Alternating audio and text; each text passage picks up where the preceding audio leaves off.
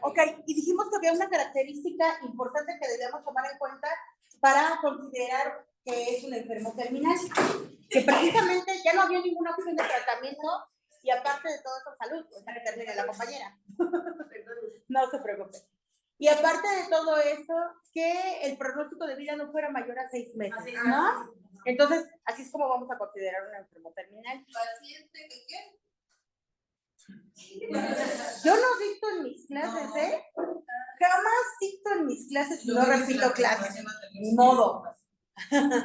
Ok, entonces, precisamente eso viene también en la norma. La norma tiene ciertos conceptos, los cuales debemos tomar en cuenta. También habla sobre lo que son los cuidados paliativos y que hablábamos precisamente que son todas aquellas acciones que vamos a tener con el paciente de apoyo, no solo el hecho de darle tratamiento sintomatológico a la enfermedad, ¿sale? Sino también el dolor y vamos a darle también tratamiento psicológico, emocional, ¿sale? Y no solo a él, sino también a la familia.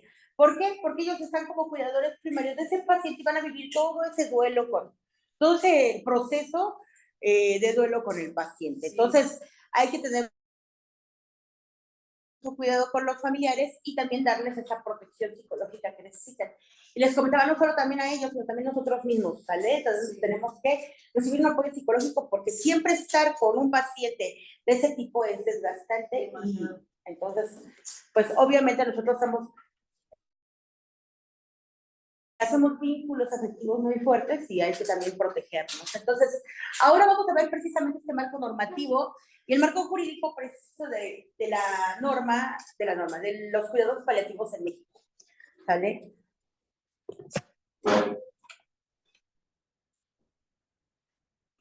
Muy bien. Entonces, antes los cuidados paliativos no eran tan tomados en cuenta a nivel nacional. Casi siempre se nos ha educado para preservar la vida independientemente de cómo se encuentre esa vida, precisamente. Entonces, ahora se dieron cuenta de que no es solo preservar la vida, sino dar calidad de vida. Y a partir del 5 de enero del 2009, pues, se hacen cambios en la Ley General de Salud, hablando precisamente de lo que son los cuidados paliativos, para que se tenga contemplación no solo del enfermo en general, sino del enfermo terminal, y darle todo el apoyo que requiera ese paciente para llevarlo al bien morir. Precisamente esos son los cuidados paliativos, ¿sale? Entonces, en la Ley General de Salud, en el título 8º bis que habla precisamente de los cuidados paliativos a enfermos en situación terminal, pues ahí se hicieron varias modificaciones. Y a partir de aquí se sacaron varias reglamentaciones para los cuidados específicos de esos pacientes. ¿Ok?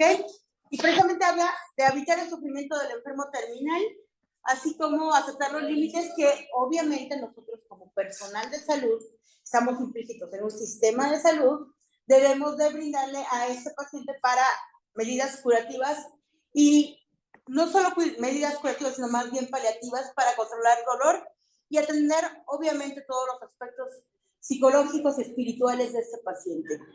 Recordemos que nuestra Carta de Derechos Humanos, el respeto a la autonomía del paciente siempre va a ser el primordial. ¿Por qué? Porque él es el que nos va a decir si realmente quiere someterse a algún tipo de tratamiento o única y exclusivamente va a optar por los cuidados paliativos. Debemos respetar la autonomía del paciente. Y sobre todo fomentarle la construcción religiosa, ¿no? Esa parte de que tenga siempre un apoyo espiritual, no solo psicológico, a veces debemos reforzar un poco esa parte espiritual en los pacientes. Y tenemos en cuenta también que es parte de nuestras necesidades, las contempló Virginia Henderson dentro de sus 14 necesidades, sobre el promover las actividades religiosas del paciente. Ok, entonces, en el plan de desarrollo de Vicente Fox en el 2007-2012, se habló precisamente de todo lo que era la parte de cuidados paliativos y se le dio bastante enfoque, precisamente con respecto a este tema. Entonces, hablamos de que precisamente se crea ese programa que se le nombra Cicalidad, que habla sobre el trato digno a los pacientes que se encuentran en esa etapa terminal. Y este programa de sí calidad no solo abarca a los enfermos en etapa terminal, sino en general a todo aquel paciente que caiga en nuestras manos dentro del Sistema Nacional de Salud. Pero con este enfoque hacia los cuidados paliativos, precisamente en el diario oficial de la Federación, el 31 de diciembre del 2010, se habla de un programa nacional de cuidados paliativos. Ya se da una conceptualización de lo que es todo este tema y obviamente también se abarca todos los objetivos específicos y las metas que se quieren alcanzar con la implementación de este programa nacional de cuidados paliativos.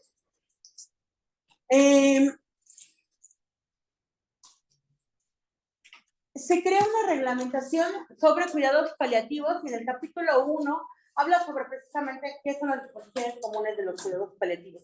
Y aquí vamos a encontrar, uy, no se ve mucho, pero bueno, que obviamente el objetivo principal de este plan de cuidados específicos es salvaguardar la dignidad del paciente en todo momento y atender a estos pacientes en la etapa terminal, dándoles precisamente la calidad de vida que ellos requieren para estos últimos momentos de su vida y les vamos a dar cuidados específicos y atenciones médicas, además de todo lo que sea para ellos primordial y necesario. Entonces, esto es lo que va a garantizar precisamente una muerte natural y acompañamiento durante este proceso de muerte terminal en las mejores condiciones para este tipo de pacientes. Toca cuatro puntos específicos. El primero habla sobre establecer y garantizar siempre los derechos del enfermo. ¿Cuáles creen que son los derechos del enfermo en etapa terminal? Sí, ¿no? Pero pues yo digo que es el trato digno, ¿no? A una muerte primordialmente el trato digno, ¿qué más? La privacidad, eso es bien importante. Nosotros debemos cuidar, los pacientes en etapa terminal a veces saben que ya se encuentran en esa situación y empiezan a contarnos secretos o situaciones que en otro momento de la vida no lo hubieran podido expresar. Entonces, es bien importante que sea nosotros, y no solo los pacientes en etapa terminal, sino también a todos los pacientes, si nos cuentan algo, existe la secrecía y nosotros debemos ser muy discretos al momento de manejar esa información. Si es una información, en el caso de los enfermos que no se encuentran en etapa terminal, si es una información que afecta o beneficia el estado de salud del paciente o tiene que ver con el estado de salud del paciente, se tiene que tratar con el médico, ahora sí que con el médico tratante y obviamente con mucho cuidado de esa información, pero sí es importante que la comuniquemos, a menos de que solamente esté implícito el estado de salud del paciente o sea de suma importancia. Si es un chisme, digo, no vamos a estar ahí platicando los chismes que nos dice el paciente, ¿verdad? Y obviamente en la etapa terminal, bueno, pues hay que tener mucho más cuidado con esa información. Recordemos que vamos a ser las personas que vamos a estar en primer contacto con el paciente, independientemente de los familiares que también están con ellos. Entonces es bien importante que tratemos al paciente con sumo respeto y respetando, como les comentaba, la autonomía del paciente. No solamente tratarlo como cualquier paciente, sino ser un poco más delicados en cuanto al trato que se le va a dar a este tipo de pacientes. La siguiente es precisamente dar a conocer todos los límites de alcance en el tratamiento que vamos a darle al paciente, ya sea curativo o paliativo. Es importante concientizar no solo al paciente, sino también a la familia, de que todo lo que le vamos a dar de tratamiento al paciente, única y exclusivamente va a ser para la sintomatología agregada de ese paciente, y entre ellos el dolor. Entonces, a veces la familia no asimila la situación de que van a perder a su paciente, y incluso nosotros le ponemos un omeprazol al paciente y piensan que con eso vamos a sanarlo. Es bien importante que concienticemos a la familia de que no guarden esperanzas y que solamente el tratamiento que se le está dando al paciente es única y exclusivamente de sintomatológico. Es su derecho rechazar algún tipo de tratamiento, claro. No puede decidir no seguir o no continuar. Sí, incluso aunque sea tratamiento sintomatológico. Por ejemplo, a los pacientes que estuvieron mucho tiempo en quimioterapias, normalmente les mandan ondansetron o metoxilopramida para las náuseas, un antiemético. Entonces, muchas veces la sintomatología, y Nancy, soy de mente dispersa y Nancy llega. Ok, les digo, a veces el tratamiento, como les comento mucho, cuando pasa, por ejemplo, con pacientes adultos mayores que tienen farmacia, ¿ya no oído ese término? Sí, sí, sí. Ok, en los pacientes adultos mayores se dice que esos pacientes tienen una polifarmacia. ¿Por qué? Porque son hipertensos y les dan el antihipertensivo. Pero resulta que el antihipertensivo les causa náuseas, le dan un antiemético. Y aparte, el que le causa náuseas, le causa dolor epigástrico, le dan un inhibidor de la bomba de protones, que es el omeprazol. Y luego el omeprazol le puede causar, no sé, se me ocurre, cefalea. Le dan otro analgésico para la cefalea. Por eso hacen polifarmacia, porque les dan tratamiento por el tratamiento del tratamiento que le dieron para el tratamiento de lo que tiene. Entonces, imagínense, hay pacientitos que traen sus cajas, en verdad son cajas así, como la tablet, que tiene divisiones así para todas las pastillas y tienen esa para la náusea, esa para el dolor de cabeza, esa para... Entonces, imagínense, el pacientito se va tomando 10, 15 pastillas en la mañana y otras 10, 15 en la noche. Entonces, siempre se les comenta que hay que suprimir el uso de tantos fármacos con un solo fármaco, ¿no? A lo mejor el paciente es hipertenso y con una dieta baja en sodio podría bajar sus niveles de presiones arteriales que refiere todo el tiempo y se quitaría muchos de los medicamentos que ya tiene, ¿no? Pero lamentablemente somos mexicanos y nos encanta la medicina mexicana. Entonces es difícil que alguien sea muy disciplinado en esa parte. ¿Vale? Son muy pocas personas las que lo hacen. Entonces pasa lo mismo con estos pacientes. Les dan un antiemético y a lo mejor el antiemético les produce ataques de ansiedad. Si ustedes pasan una metoclopramida directa, sin diluir y rápido, el paciente va a sentir que se quiere arrancar todo y quiere salir corriendo. Deben tener mucho cuidado al aplicar la metoclopramida. El ondansetron lo que pasa es que les baja un poco la presión. También hay que estar pendientes de la presión del paciente. Entonces, ustedes deben saber el alcance que tiene cada medicamento que le están administrando a su paciente y deben orientar al paciente en qué eso va a suceder. Si el paciente no quiere administrarse ese medicamento, no lo pueden obligar. Aunque digan, es que está como el exorcista y está vomitando por todos lados, no lo pueden obligar. ¿Sale? Porque ni aunque sea por su bien. Ustedes tienen que decirle todo lo que va a pasar con ese medicamento. Esto le va a servir para esto, va a causar esto, pero puede causar esto. ¿Sale? Les comentaba en otros módulos en los que lo he tenido, es muy diferente una reacción de hipersensibilidad a una reacción alérgica. Hay que tener mucho cuidado. Si ustedes le dicen a un paciente, por ejemplo, el tramadol si lo administran en baja dilución, en dosis altas y en menor tiempo, el paciente se hipotensa, le da náuseas, se marea, ¿sale? Entonces ustedes le tienen que avisar que eso puede suceder. Eso es esperado. Pero si el paciente empieza con rash, empieza con dificultad respiratoria, eritema, etcétera, etcétera, eso ya no es propio de un efecto secundario esperado. Eso ya es una reacción alérgica. Entonces, hay que avisarle al paciente. Estos son síntomas de alarma. Estos son síntomas esperados. Y para eso, para el medicamento que le estén administrando, si le da náuseas, le van a dar un antiemético, ¿no? Que es lo regular. Entonces, hay que decirle eso también a los pacientes terminales. Le vamos a administrar X medicamento, pero puede causarle esto, pero le va a servir para esto. Y a veces los pacientes no quieren. ¿Por qué? Porque se sienten peor con el remedio que con el problema que traen. Entonces, opten por otras situaciones, por otras cuestiones un poco más.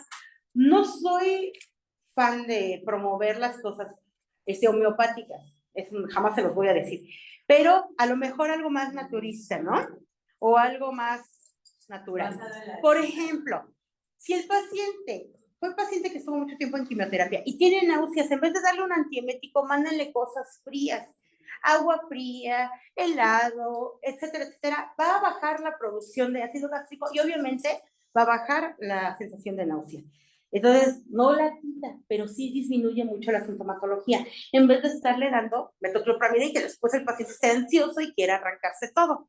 ¿Sale? Entonces, por eso hay que decirles todo el alcance que tiene el tratamiento para el paciente. Si ellos no lo desean, no pueden obligar al paciente, hay que respetar su autonomía, recuerden. Y eso es un derecho humano, ni siquiera es algo que esté estipulado constitucionalmente, si no es a nivel internacional. Entonces no pueden obligar a alguien a tomar ningún tratamiento. Eso está prohibido. ¿Sale? Ok, también hay otro punto que es determinar los medios ordinarios y extraordinarios en los tratamientos. Como les comentaba, hay que ser optativos de otros tratamientos, no casarnos con la medicina, no casarnos con los tratamientos farmacológicos. Hay que ver otras opciones. A lo mejor un dolor de estómago, antes lo trataban con un té de manzanilla. Digo, ¿por qué ahora habría de ser diferente? Eso no cambia. Obviamente hay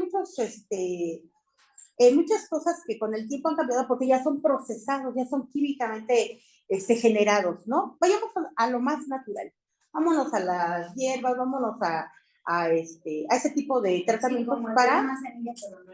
Sí, claro, no se compran el procesado que viene de McCormick, ¿no? Que también sacó su línea de test, ¿no? Y que pues no sabes si realmente es lo que debes darle al paciente. Mejor vete al mercado y compra la plantita y hace su test a tu paciente, es más natural y le va a caer mucho mejor. ¿Sale?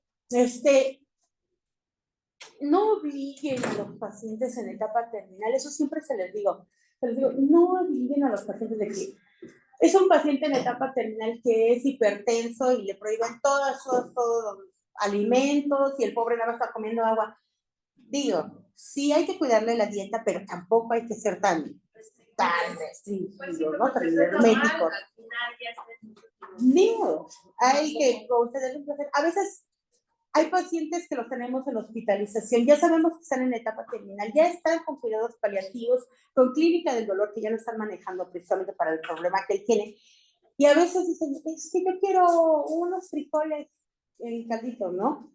Bueno, pues hablen con la familia y si ellos es posible que lo puedan hacer, que lo lleven con el paciente, que lo coma y que hay que tratar de consentirlos porque pues ya están en una etapa difícil del tratamiento. ¿Sale? Y otro punto, establecer precisamente los límites entre lo que es la defensa de la vida del enfermo en situación terminal y la obstinación terapéutica. Hay que empatizar con los familiares, hay que hacerlos asimilar la situación. Hay familiares que, de verdad, el paciente ya cayó 6, 7 veces en paro y ahí están, otra vez, háganle todo. Y, bueno, todos los procedimientos invasivos son bastante traumáticos para los pacientes.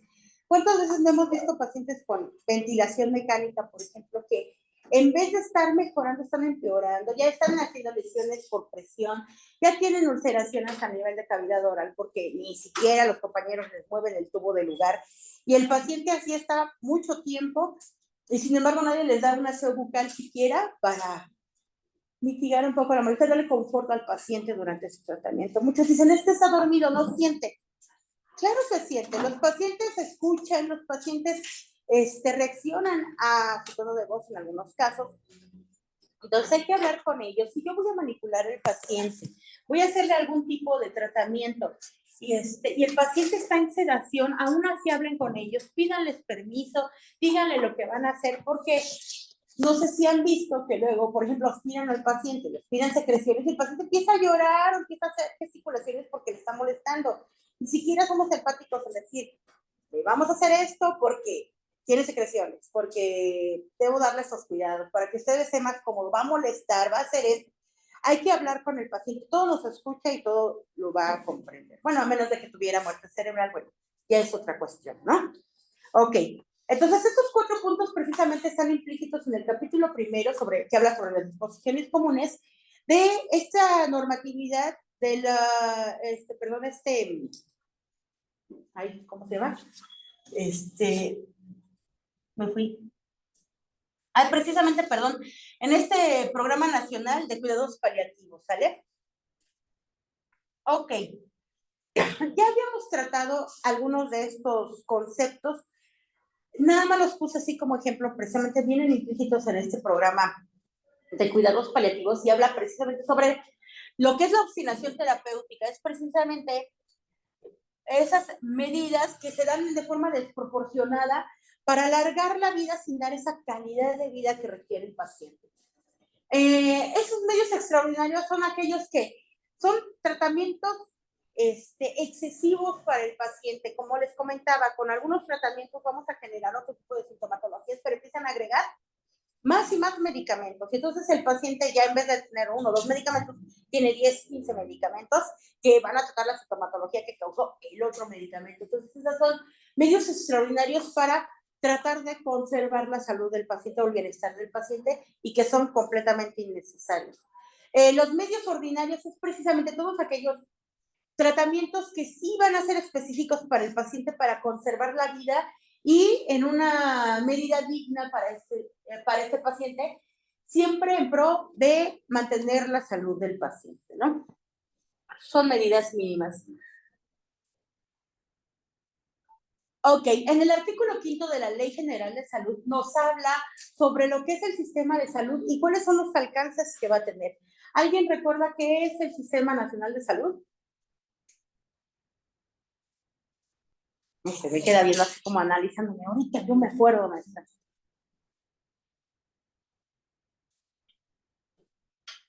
¿No llevaron salud pública? Ay, esos maestros de salud pública. Estoy dando salud pública ahorita. Ok, los sistemas de salud son todas aquellas instituciones que van a brindar atención de salud a los pacientes. Son aquellas instituciones también que van a regular todas las atenciones que se van a dar al paciente. Por ejemplo, COFEPRIS es una institución que va a regular el actuar de las instituciones de salud. Lo va a estar vigilando. No da la atención de salud propiamente, sino que vigila las instituciones para que den esa atención adecuada. Y también son todos aquellos personal que está implícito dentro del sistema de salud. Todos aquellos trabajadores desde laboratoristas, archivos, trabajo social, todos y cada uno, no solamente enfermería y médicos. Y por ejemplo, o sea, si algún trabajador no sufriera de atención, como es el que le da por atención o para que tenga como una terapia o algo así. No, COFEPRIS lo que hace es que, por ejemplo, hay una irregularidad en algún medicamento que esté causando algún daño a los pacientes. COFEPRIS lo que hace es auditar esos medicamentos, ve qué es lo que tiene mal el medicamento, a lo mejor han visto, por ejemplo, los comprimidos se unen a otras sustancias, por ejemplo, el paracetamol. Es tanto miligramaje de paracetamol y aparte lo comprimen con otra sustancia para que ese medicamento se pueda activar a nivel orgánico, ¿vale? Entonces, puede traer 1 gramo de paracetamol, puede traer 900 miligramos de paracetamol propiamente y 100 miligramos de la otra sustancia con la que van a hacer que se asimile para que el cuerpo lo pueda absorber de forma adecuada. Entonces, hay algunos medicamentos que no traen esa composición como debe ser. COFEPRIS lo que hace es precisamente checar esos medicamentos que estén de forma adecuada. Es en realidad en la atención de forma general a todos los pacientes, no específica. CONAMED sí hace ese análisis específico de los casos. Por ejemplo, tú internaste a uno de tus pacientes en el IMSS, en tal IMSS. No hablo del IMSS porque no pude escupir para arriba, ¿verdad? Entonces, en el IMSS, por ejemplo, metes a tu paciente y le dan una mala atención o hacen los estudios mínimos para ver qué tipo de patología fue por el cual lo internaste. Y resulta que dijeron que tu paciente tiene un crecimiento prostático obstructivo, ¿vale? Y le dieron tratamiento y hasta lo operaron. Y en vez de eso tenía una tumoración específica en próstata. Y entonces fue un cáncer que después hizo metástasis y tu paciente falleció. Entonces fue una mala diagnóstico, una negligencia, porque nada más hicieron radiografías, se hicieron un ultrasonido, pero jamás hicieron una tomografía contrastada o o unos marcadores tumorales, etcétera, etcétera, que ya son más específicos y son más caros para la institución. Pero por ahorrarse esos dineros, ¿sale? Lo que hacen es nada más dan estudios básicos para tu paciente. Pero tu paciente fallece y después se dan cuenta de que era porque no le diagnosticaron como debe ser la patología que tenía tu paciente fallece. Como tal la negligencia. Es una negligencia, una omisión, ¿sale? Entonces, eso sí lo ve CONAMED y lo que pide es que se repare el daño y a lo mejor sanciona ya sea a la persona que haya ejecutado la omisión, ¿vale? O a la misma institución que proporcionó la atención de salud. Es muy diferente. La COFEPRIS hace otro tipo de sanciones a nivel administrativo, ¿vale? A nivel gerencial. A lo mejor las soluciones venían, el dispositivo que tiene para mantener el vacío de la solución y esterilidad viene mal adaptado. Ok, la COFEPRIS va a sancionar a, por ejemplo, a PISA, ¿no? Que es una de las que distribuye esas soluciones, ¿vale? Pero no es a nivel personal, ¿vale? Es a nivel institucional. Y la CONAMED sí es a nivel personal, aparte de derechos humanos, ¿no? Que obviamente emite recomendaciones con casos específicos que se da o se comprueba que hubo alguna omisión, negligencia, iatrogenia, etcétera, ¿vale? Muy bien, entonces les comentaba, el artículo 5 habla precisamente sobre lo que deben hacer ese sistema de salud, cuáles son las competencias del sistema de salud pública, ¿no? Y habla que no solamente es a nivel gubernamental o a nivel público, sino también a nivel privado, ¿sale? Todas las instituciones que tengan que ver con el área de la salud, ya sea administrativamente, gerencialmente o a nivel operativo como nosotros, público o privado, están implícitos dentro del Sistema Nacional de Salud, ¿vale? Y estamos supeditados a ese quinto artículo de la Ley General de Salud. Ay, no sé. A partir de la Ley General de Salud, en el artículo 166 bis, se sustrajo un reglamento que habla precisamente sobre la prestación de los servicios de cuidados paliativos, ¿sale? Entonces, hay que tener muy en cuenta que la Ley General de Salud es el 166 bis, ¿sale? Que habla sobre los cuidados paliativos y a partir de ese se sacó ese reglamento sobre esas disposiciones de cuidados paliativos. Y habla que todo lo que tiene que ver con los cuidados específicos para el paciente, y no solo los cuidados específicos, también tiene ahí la descripción de los medicamentos que pueden y no darse en caso de un enfermo terminal. Habla sobre las analgesias, sobre los cuidados mínimos, etcétera, etcétera. Entonces, para que después le den una checadita. Y obviamente aquí en este reglamento, en el capítulo octavo bis, habla sobre las disposiciones específicas para prestar estos cuidados paliativos. Ocurrió la última reforma en el 2018, el 17 de julio, y se emitió ahí en el Diario Oficial de la Federación con efecto al día siguiente. Y obviamente, uno de los artículos específicos de esta reglamentación, el artículo 138 bis 10, habla de que una vez que se diagnostica que el paciente se tiene la certeza de que es un paciente en etapa terminal, puede optar por esta opción de tratamiento, que son los cuidados paliativos. Antes, obviamente, no se debe tratar de dar todo el tratamiento posible para sacar al paciente de la situación y poder procurar su estado de salud.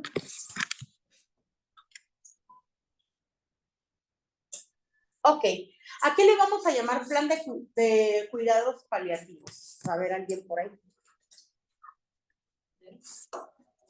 El conjunto de acciones indicadas, programadas y organizadas por el médico tratante.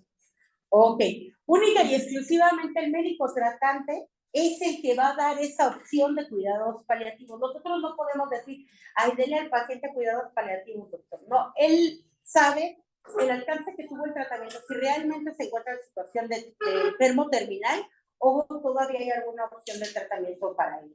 ¿Sale? Una vez que se tiene la certeza de que ya es enfermo terminal, se habla con la familia, pero principalmente si el paciente está consciente y está en pleno uso de sus facultades mentales, se habla con el paciente y se le da la opción de tener solamente los cuidados paliativos.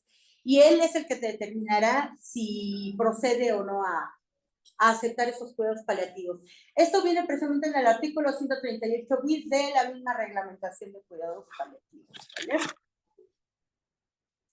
Ok, Ahora sí, como estábamos platicando en la mañana, la norma 011. A ver, platíquenme qué investigaron de la norma 011. Ay, norma 011 SSA3 2014, que habla sobre los criterios para la atención de enfermos en la etapa terminal a través de cuidados paliativos. Nos dice el alcance que tiene la enfermera dependiendo del médico tratante para poder realizar el plan de cuidados paliativos, desde cómo podemos iniciarlo, qué podemos realizar en cada una de ellas, y cada actividad que nosotros realicemos tiene que ser ordenados por el médico tratante. De hecho, todas las actividades que nosotros hagamos por los pacientes en general deben estar indicados, no ordenados por el médico tratante, ¿sale? Nosotros no podemos sacarnos de la manga hacer algo con el paciente, pero sí pueden desarrollar el criterio para decirle al médico, doctor, por ejemplo, el paciente está hipotenso, ¿sale? Pues no sé, a lo mejor una carguita de solución Harman para poder estabilizarlo en la presión, pero si el paciente es renal no le puedes dar una solución Harman, lo que vas a hacer es retención de líquidos, porque obviamente ya hay procesos de eliminación que están fallando. Entonces hay que hablar con el médico y decirle, bueno, a lo mejor dependiendo del tipo de hipotensión que tenga el paciente, y tu TEA media, a lo mejor inicia aminas, ¿no? A lo mejor norepinefrina, se me ocurre, ¿sale? Entonces, si nosotros obviamente podemos sugerirle, pero no podemos llevarlo a cabo hasta que él emita la indicación por escrito. Todas las indicaciones deben estar con el nombre del médico y cédula profesional y debidamente firmadas, si no se pueden llevar a cabo. ¿Sale? Ok, ¿de qué más habla esta norma? Del aumento de las enfermedades crónico-degenerativas en México, y que ahora pues se desarrollan más los cuidados paliativos porque hay más cantidad de personas con ese tipo de enfermedades incurables. Ajá. Y no solo es el aumento de las crónico-degenerativas, sino el aumento de las secuelas de un paciente en enfermedad crónico-degenerativa. Antes decían, es diabético y desarrollaba máximo pie diabético, raramente hacía un estado hiperosmolar. Hoy por hoy, los diabéticos, la mayoría están haciendo estados hiperosmolares y obviamente en algunos casos son situaciones críticas que ya no tienen algún tratamiento y pueden optar por este tipo de tratamiento de cuidados paliativos. ¿Qué más habla esta norma, chicas? Pues dice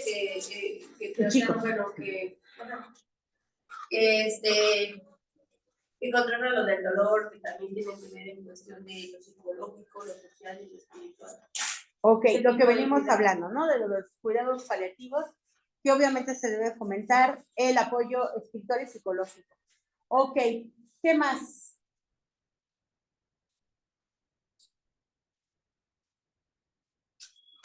Que también dicen que por lo general el 50% de las personas que sufren ya, que se les da esta opción de cuidados paliativos, pues no toman esos cuidados. Ok, muy bien. Sí, porque precisamente entra esta parte de obstinación terapéutica, ¿no? Ok, muy bien. Entonces, ¿de qué nos habla la norma 019? Porque también venía ahí en su programa. Profesora. Para la práctica de la enfermería. Ok, ¿y de qué habla esta norma? Bueno, ¿qué es lo que especifica? Que no cualquier persona puede hacer esta práctica, sino las personas que ya tienen un estudio de conocimiento de esta. Ok, y habla también sobre, debe ostentar algún título y cédula profesional emitido por Dirección General de Profesiones. ¿Qué más? Sí, también habla sobre qué es un arte humanístico y habla sobre lo que es promover, prevenir, comunicar y entrar en cuestión de la salud. Ok, parte de todos los niveles de atención que maneja salud pública. ¿Qué más? Es una acción encaminada a hacer por alguien lo que no puede hacer la persona por sola y necesidades básicas. Ok, todos los cuidados que enfermería da, no solamente la terapia farmacológica y de cuidados generales de enfermería, que luego así le ponen en sus hojas de enfermería. Se brindan cuidados generales de enfermería. Yo digo, bueno, ¿cuáles son los cuidados generales de enfermería? Hay que especificar qué le estamos haciendo a nuestro paciente. Ok, ¿qué más habla eso? También dice que las intervenciones de enfermería. También dice que es la expansión de estas como finalidad precisar atributos mismas responsabilidades que deberá cumplir el personal de enfermería conforme a las disposiciones jurídicas. Ok. También verificar la existencia y funcionamiento óptimo, actualizar y aplicar conocimientos y cumplir con las normas institucionales. Así es. La norma es un ordenamiento obligatorio, es de observancia obligatoria. Nosotros debemos seguir las normas al pie de la letra. Si la norma dice que debemos hacerlo con una llave de 3 vías, tenemos que seguir la norma. Habla, por ejemplo, la norma 022, que habla sobre terapia de infusión, nos hace mención sobre el uso de circuito cerrado para evitar las infecciones durante el tratamiento del paciente. Entonces, es bien específica la norma y así se debe de seguir. Son ordenamientos jurídicos obligatorios. ¿Qué más? ¿Qué más nos dice esta norma? Sobre el diagnóstico también de enfermería. Sobre los diagnósticos de enfermería. Eso fue una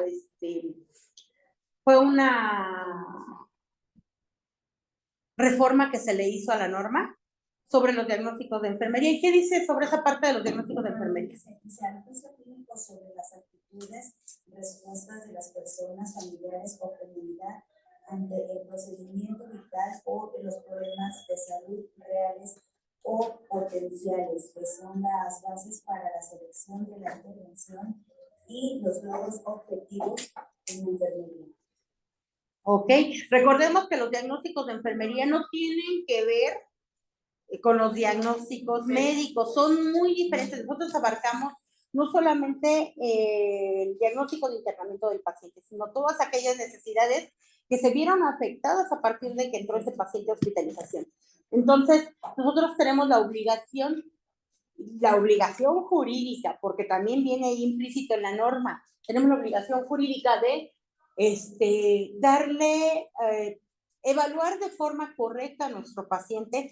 Por ejemplo, si es un paciente que llegó por algún problema cardíaco, por ejemplo, tiene una arritmia cardíaca, y nosotros vamos a ver dentro de nuestros diagnósticos, el catálogo de diagnósticos que existen, que hay uno que habla sobre disminución de la perfusión, ¿cómo dice el diagnóstico?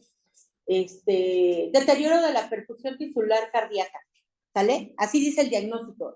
Eso habla precisamente sobre el problema cardíaco que tiene el paciente, pero no es solo eso, también a lo mejor se puede dar secundariamente un riesgo de deterioro de la perfusión tisular, ¿no? A nivel distal, ¿sale? Y a lo mejor también secundariamente te da un problema de deterioro de la integridad cutánea, porque el paciente no se puede mover, está en reposo absoluto, ¿sale? Y también te va a dar un deterioro de la movilidad física, porque va a haber daño a nivel muscular, porque obviamente dicen, músculo que no se usa, se atrofia. Entonces el paciente va a empezar a deteriorarse.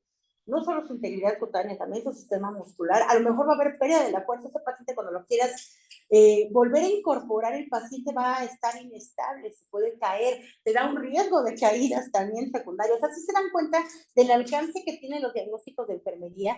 No es solamente hablando del problema cardíaco que llevó al paciente a la hospitalización, sino todo lo que rodea al paciente.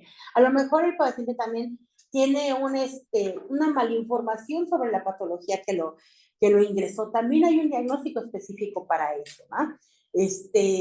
El paciente ya no quiere bañarse, ya no quiere comer, también hay cuidados, hay un diagnóstico específico para eso, ¿no? Entonces, para que vean nada más el alcance de enfermería, nosotros no nos casamos con diagnósticos principales del paciente, nos casamos con el mismo paciente, con el cuidado general de él, ¿vale? Entonces, y no solo de él, también hay diagnósticos que hablan sobre el cuidador primario. Viene uno sobre desgaste del cuidador primario. Riesgo de cansancio del cuidador primario, ¿no? Así habla el diagnóstico. Entonces, no solo estás diagnosticando al paciente, estás diagnosticando también a su cuidador.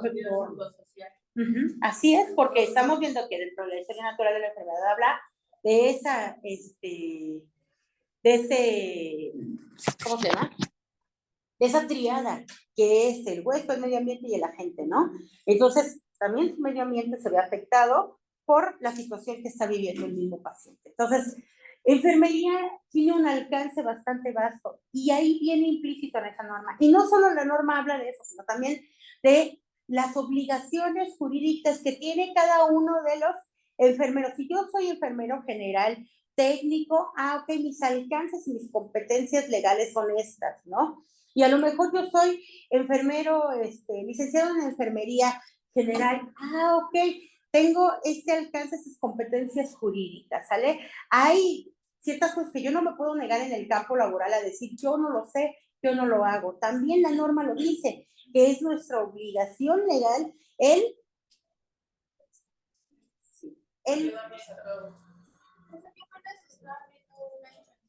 ajá.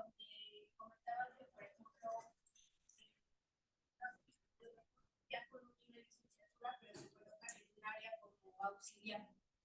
Y entonces, si llega un paciente grave o algo así, por así decirlo, pero tú como dices, ay, pues a mí me pusieron como auxiliar, yo voy a limitarme al área que me están poniendo, pero si el paciente llega a tener alguna complicación o llega a fallecer, veía que también hay enfermeros que van dependiendo del grado, independientemente del área donde te hayan colocado. Así es. Si tú no le brindaste los cuidados necesarios y saben que tú eres licenciado y que tienes las herramientas, o sea, desde ahí ya, o sea, no te puedes como excusar en esa parte de, es que a mí me pusieron como solamente para hacer esto. Y eso lo marca la norma, ¿eh? Eso dice, dentro de tus competencias legales, por ejemplo, los licenciados en enfermería pueden atender a pacientes en estado crítico con algún apoyo ventilatorio, uso de aminas, etcétera, etcétera, que ya tenga una ventilación invasiva, porque ellos tienen los conocimientos teórico-prácticos para llevar a cabo sus funciones. En el caso de los enfermeros generales técnicos, no se les permite tener ese tipo de pacientes por la responsabilidad legal que implica. Sin embargo, en las instituciones de salud, ese es el problema que tiene nuestro Sistema Nacional de Salud, la adecuación por funciones.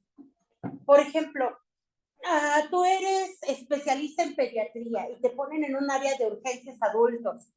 Tienes la base para atender la urgencia del adulto, porque antes de ser especialista en pediatría, eras general y ostentas el título de licenciado en enfermería.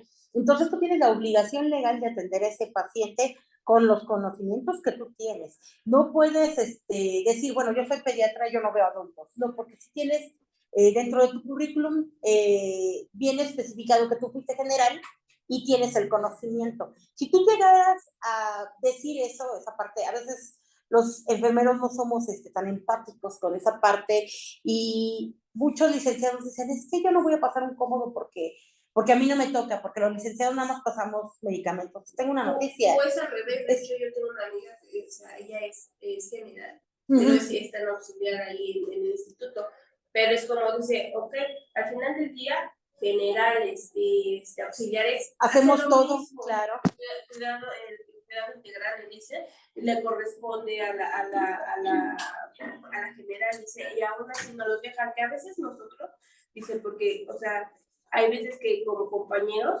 dice, somos manchaditos, dice, porque le toca su trabajo y te lo dejan a ti. Se van, se desaparecen, ni modo que no atiendas la urgencia del paciente. Así es, pero miren, es que es lo que les digo, está mal nuestro sistema de salud porque omitimos cosas que son básicas de todas las enfermeras. El pasar un pato, un cómodo, cambiar un pañal. A veces dicen las licenciadas, yo lo veo en las prácticas diario, ya no se quieren ensuciar las manos. Y con los pacientes con cuidados paliativos, a veces dicen, ay, pero...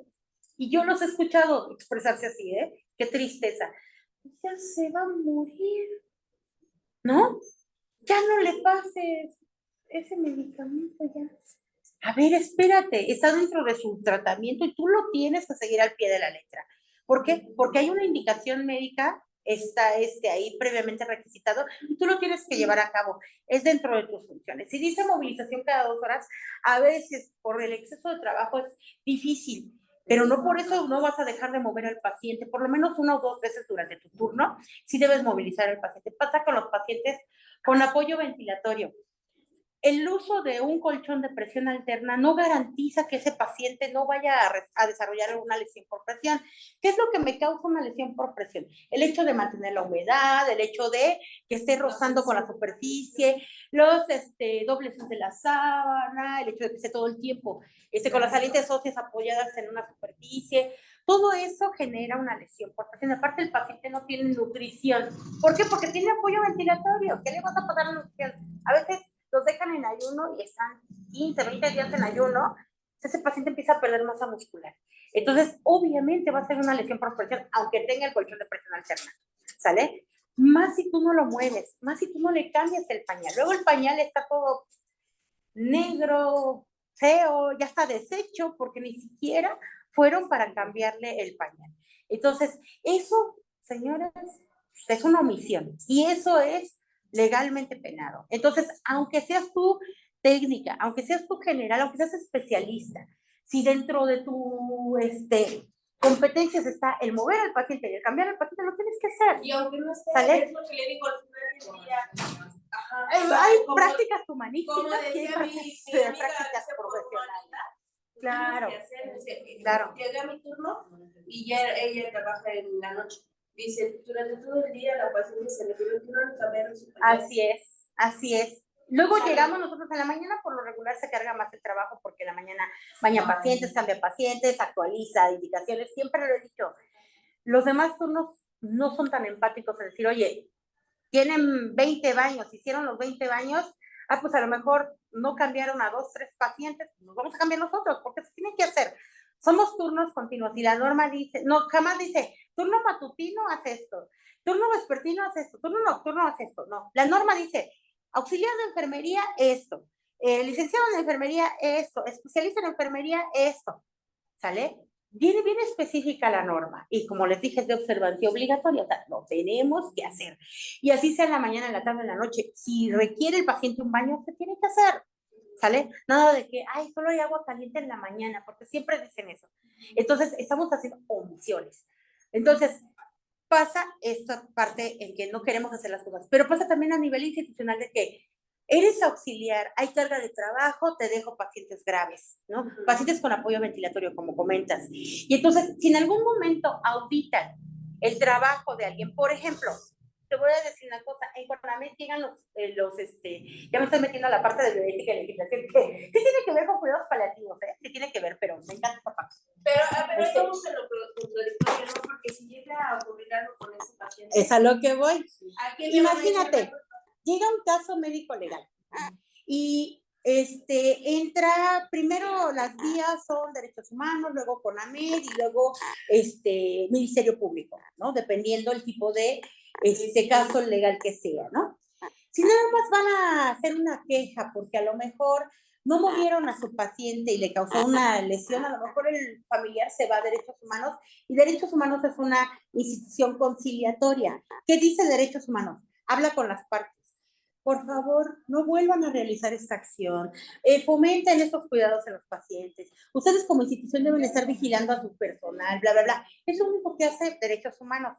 Si se va este caso ante CONAMED, CONAMED sí puede sancionar a las instituciones, sí puede sancionar a los particulares.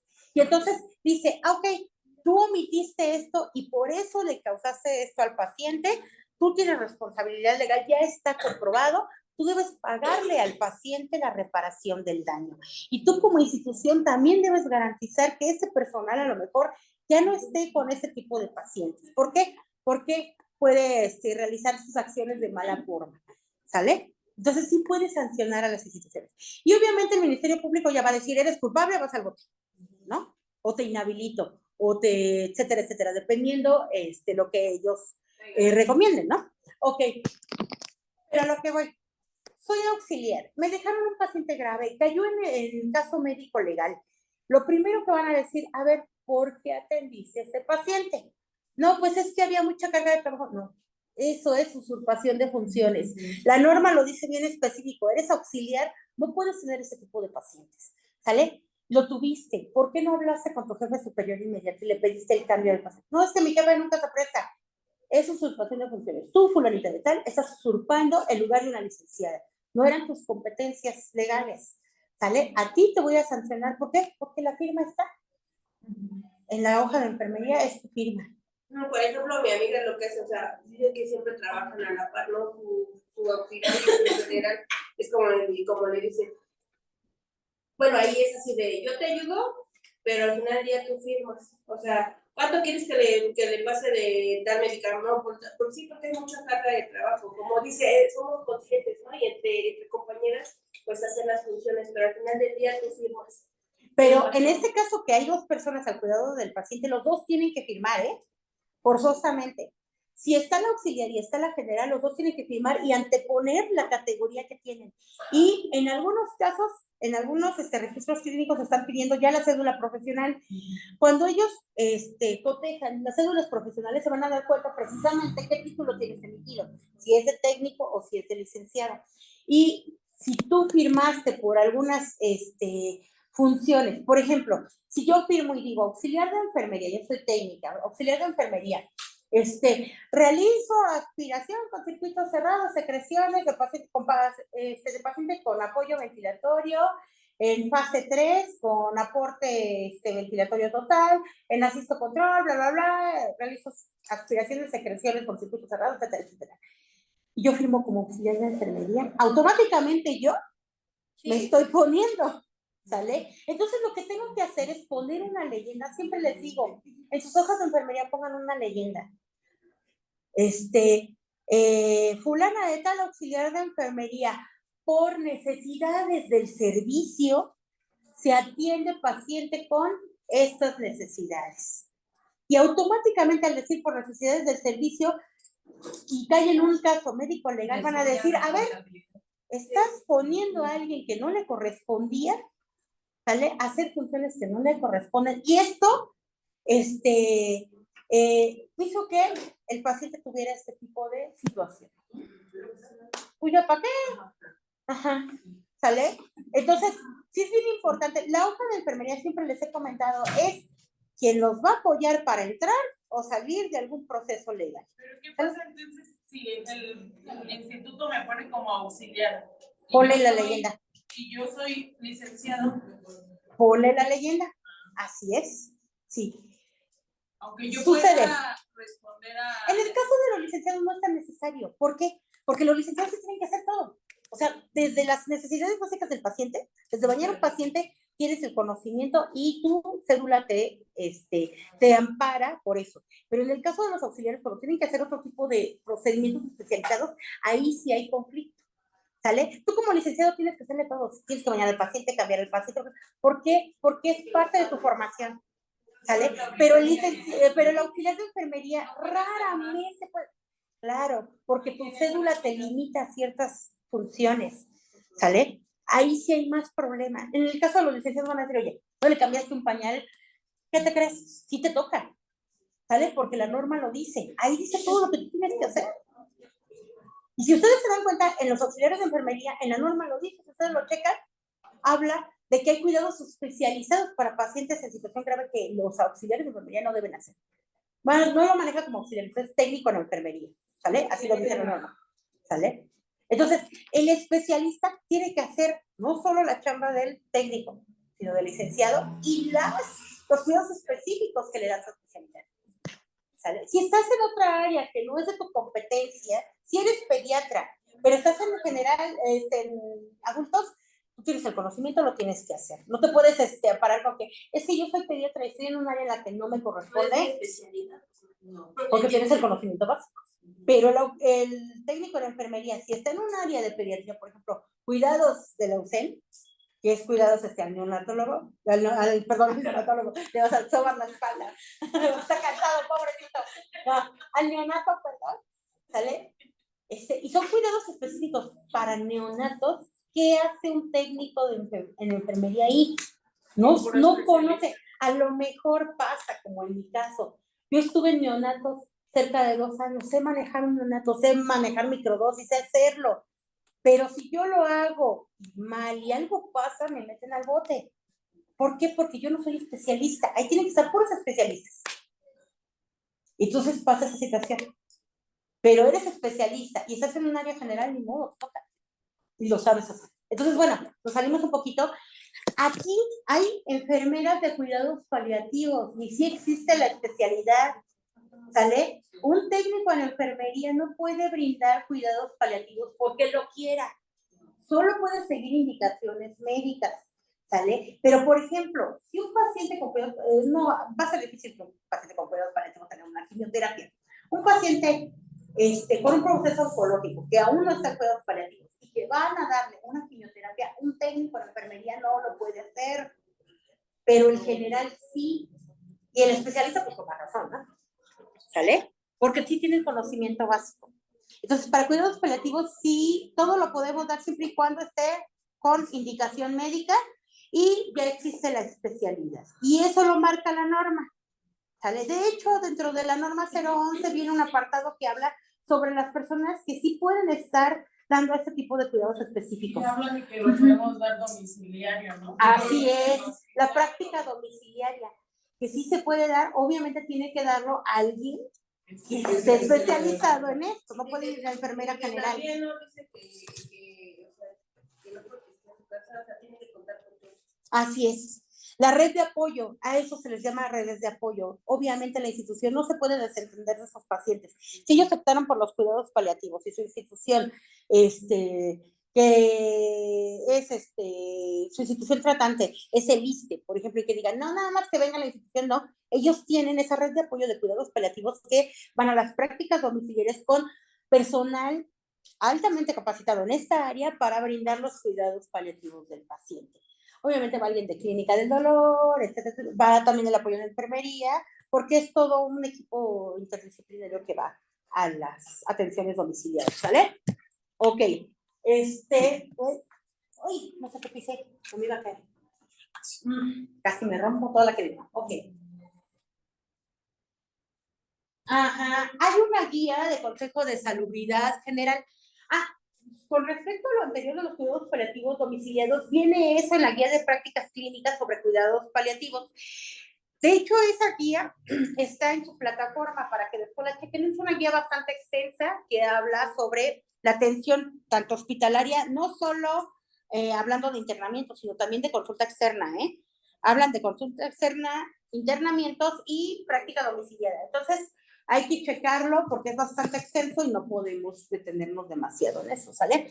Hay una guía del Consejo de Salubridad General. Esta fue emitida en el Diario Oficial de la Federación el 26 de diciembre del 2014 y habla sobre un acuerdo que dice que es de observancia obligatoria dar un esquema de cuidados específicos y manejo específico e integral de los pacientes de cuidado paliativo. Todo esto se tiene que planificar. No es nada más así de, ay, tiene dolor, le paso analgésico. Tiene vómito, le paso antiemético. No, ¿por qué? Porque cada uno de los pacientes son diferentes y a lo mejor hay un paciente que es alérgico a los AINES, entonces tengo que buscar opciones de tratamiento específico para ese paciente, por eso se hace una planificación. Hay muchos analgésicos que son opiáceos, que son derivados de la morfina, buprenorfina, nalbuphina, etcétera, etcétera. Entonces, esos deben administrarse conforme el paciente vaya deteriorándose. No podemos de primera instancia pasarle un parche de buprenorfina o instalarle un parche de buprenorfina de 35 miligramos a un paciente que apenas está en los inicios de los cuidados paliativos y se lo mandas completo. Ese paciente va a estar completamente drogado.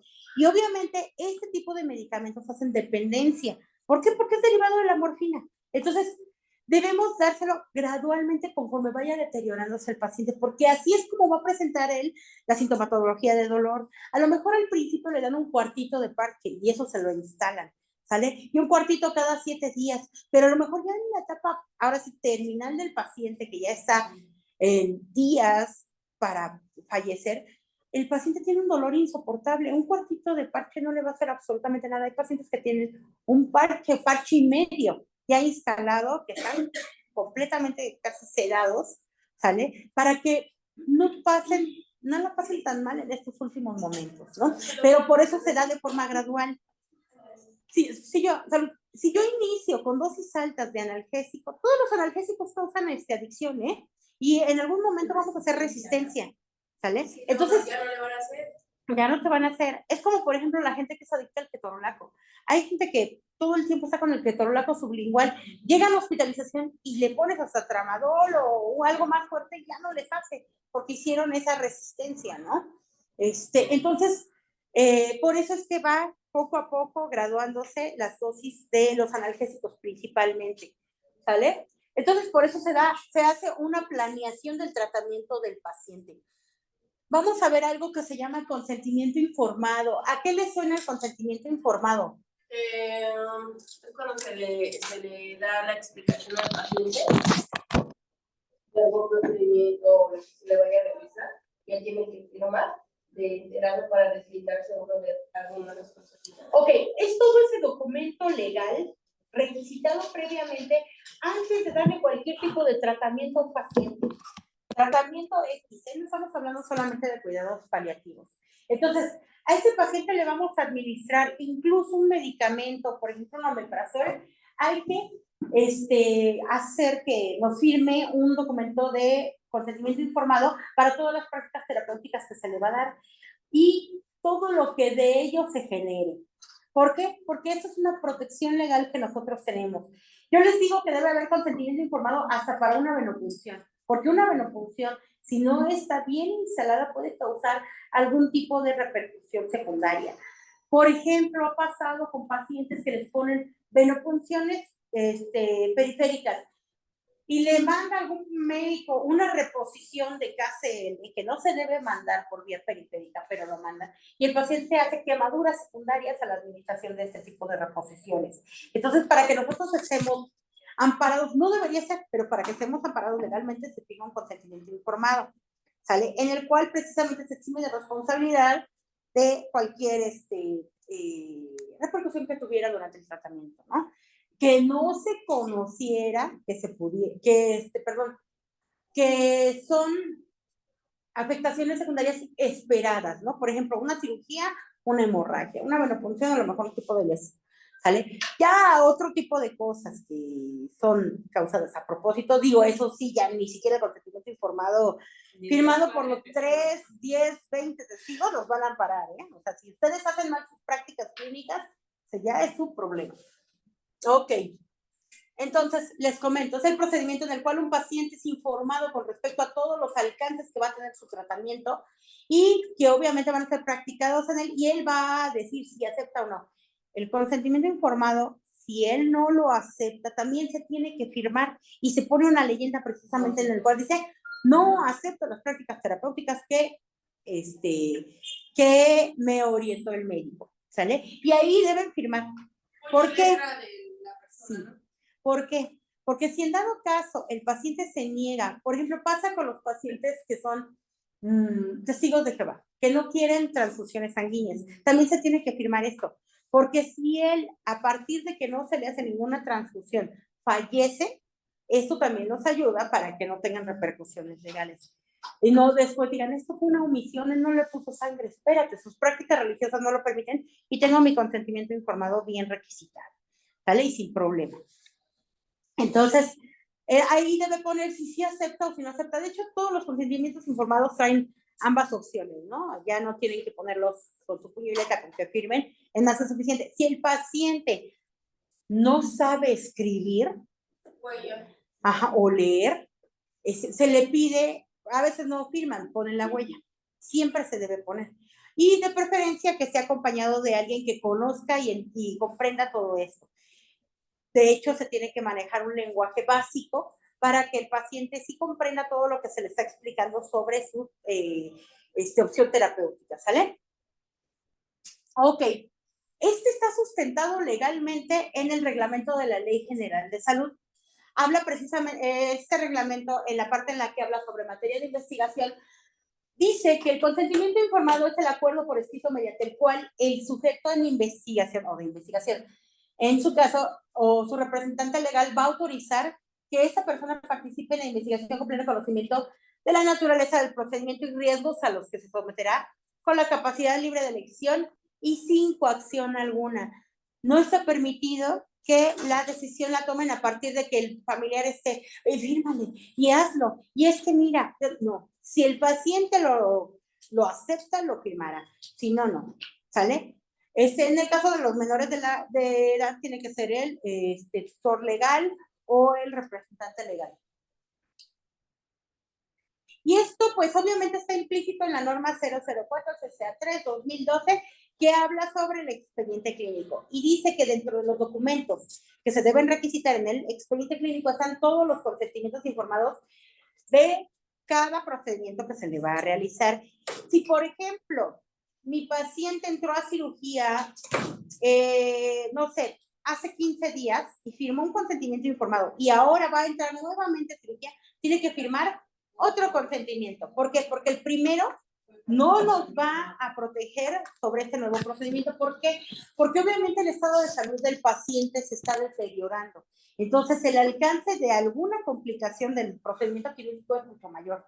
Y por eso es que se tiene que firmar un nuevo consentimiento informado. Ajá. Precisamente aquí, en la norma 004, lo define como las cartas de consentimiento informado como documentos escritos, signados por el paciente o el representante legal o familiar más cercano, mediante el cual se va a aceptar o no algún tipo de procedimiento, no solo procedimiento médico, sino quirúrgico, con fines de diagnóstico, terapéutico, rehabilitadores e incluso paliativos, ¿sale? ¿Por qué? Porque todo tratamiento conlleva un riesgo, ¿sale? Y obviamente esos riesgos se les tienen que informar al paciente y al familiar, ¿sale? Ahora es que oigo mucho ruido.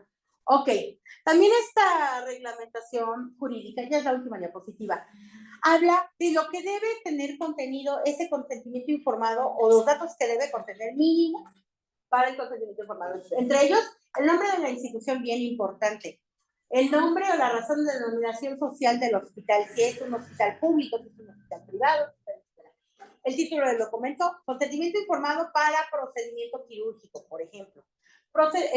Consentimiento informado para instalación de vía central, catéter central, ¿vale? Lugar y fecha en el que se firma, nombre y firma de la persona que va a otorgar la autorización, el concepto por el cual va a dar la autorización, si es para cirugía, si es para una endoscopía, que es un procedimiento diagnóstico, si es para alguna toma de muestra para estudio, si es para investigación médica, ¿sale? Y el nombre y firma de los testigos, por lo menos se piden 2 testigos, ¿sale? ¿Dudas hasta aquí, chicos? ¿Seguros? De fundamentación jurídica es mucho más. Les podría decir que son cerca de 18, 20 documentos legales que van a sustentar los cuidados paliativos. No nos vamos a meter demasiado porque desde la 019, 04, 022, también estamos hablando de terapia de difusión. De normatividad estamos hablando cerca de 17 normas que están implícitas dentro de los cuidados paliativos. No nos vamos a meter demasiado, les toqué las principales, pero sí es importante que ustedes le den una ojeada, por ejemplo, a las guías de práctica clínica de cuidados paliativos, más o menos nada más a modo de conocimiento general, para que no estemos ajenos a todo esto y veamos de dónde parte todo nuestro sustento legal para aplicar esos cuidados paliativos. La siguiente clase, nos toca ver,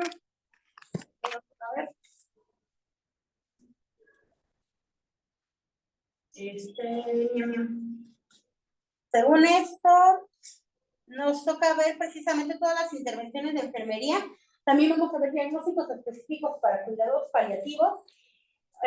Hoy les subo 2 lecturas que tienen que ver precisamente sobre los cuidados paliativos de pacientes oncológicos y pacientes con hipertensión en etapa terminal, para que hagan un estudio generalizado de esas lecturas. Pueden traerlo en mapa conceptual, o mapa mental, como gusten llamarle, o lo pueden traer en resumen, no hay ningún problema. No, las lecturas que voy a subir. No se vayan que si la lectura tiene 15 páginas, me traigan un resumen de 15. O sea, me está transcribiendo la lectura, ¿no? Sale un mapa conceptual, yo creo que es más fácil de manejar, es más rápido y da ideas generales y como que se te graba como se va. Nos vemos el próximo sábado, chicas. Dios los bendiga, cuídense. Sí, por favor.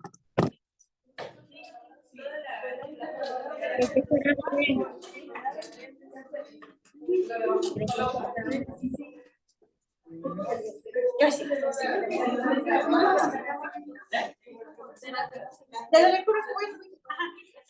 ¿No han hecho el grupo, chicos, de WhatsApp? Bueno, para eso no, aquí voy a calificar. No te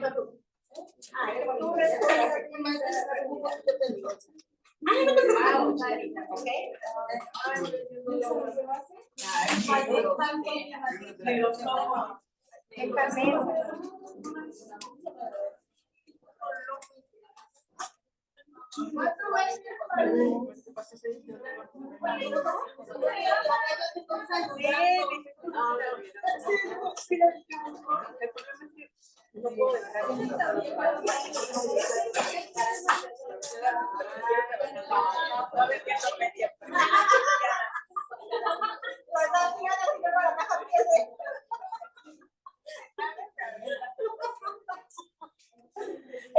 para cuidar a cualquiera de la noche, ¿no? No se alquilen como enfermeros, por favor. Alquílense como cuidadores. Porque si no va a haber problema legal. ¿Quién más paga? Si algo le pasa al paciente y ustedes se alquilaron como enfermeros, el familiar con la mano en la cintura dice, es conmigo que era enfermero. No administre el tratamiento. No, por favor. No den masajes. No den masajes. Le mando un mensaje. Miss, ¿cuánto tiempo de esto? Ya le queda grabando. Ok. ¿Qué es cuidados paliativos?